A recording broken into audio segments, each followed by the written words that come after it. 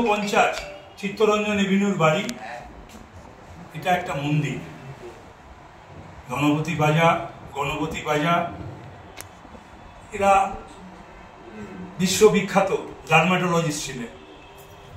Professor doctor রঞ্জিত পাজা বিশ্ববিখ্যাত dermatologist, তার সুযোগ্য পুত্র আমাদের বাদশা ডাক্তার অরিন্দ্রজিৎ পাজা। আমি এখানে এসেছি স্যারকে, প্রফেসর ডক্টর রঞ্জিত পাজাকে আমার শ্রদ্ধা জানাতে, বাদশাকে কাছ থেকে শুভেচ্ছা নিতে, এবং বৌদির সঙ্গে বাদশা কথা বলিয়ে দিলেন। বৌদিকে প্রণাম জানালাম, মিসেস পাঞ্জাকে, এবং তিনি আমাকে আশীর্বাদও জানালেন।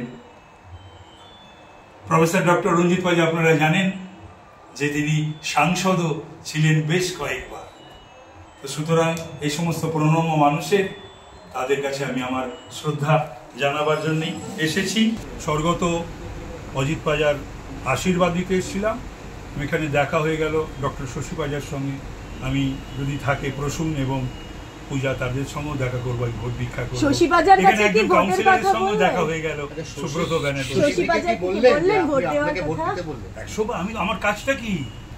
আমার কাজটাই তো এখন 15 লক্ষর ওপর যে মানুষ, দুজন ছাড়া সকলের কাছে ভোট ভিক্ষা করা।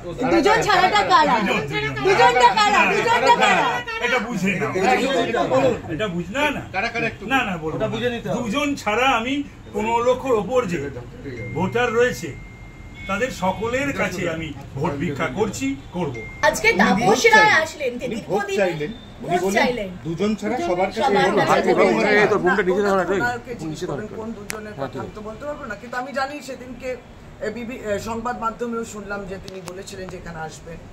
আমাদেরও কোথায় একটা দেখা, একটা টিভি ডিবেটেতে দেখা হয়েছিল, সেই টিভি ডিবেটেতেও ওপেন তিনি বলেছিলেন আমি তো অজিতদার বাড়ি যাব, এবং অবশ্যই আমি যেহেতু এখানে বাসিন্দা, শ্যামপুকুর বিধানসভা কেন্দ্রের বাসিন্দা, কলকাতা উত্তর মধ্যে পড়ে, ভোটের আবেদন করবেন, এটা প্রকাশ্যে তিনি বলেছেন এবং তিনি করেছেন। তিনি তার আবেদন রেখেছেন, আমিও নমস্কার জানিয়েছি। দীর্ঘদিনের সহযোদ্ধা, উত্তর কলকাতায় আপনারা একসাথে রাজনীতি করেছেন দীর্ঘদিন, আজকে দেখা হয়ে কি কথা হলো সেটা?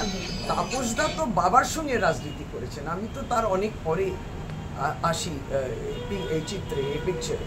তো বাবার সঙ্গে করেছেন এবং বাবাকে সে শ্রদ্ধা জানানোর জন্য তিনি এসছেন আজকে।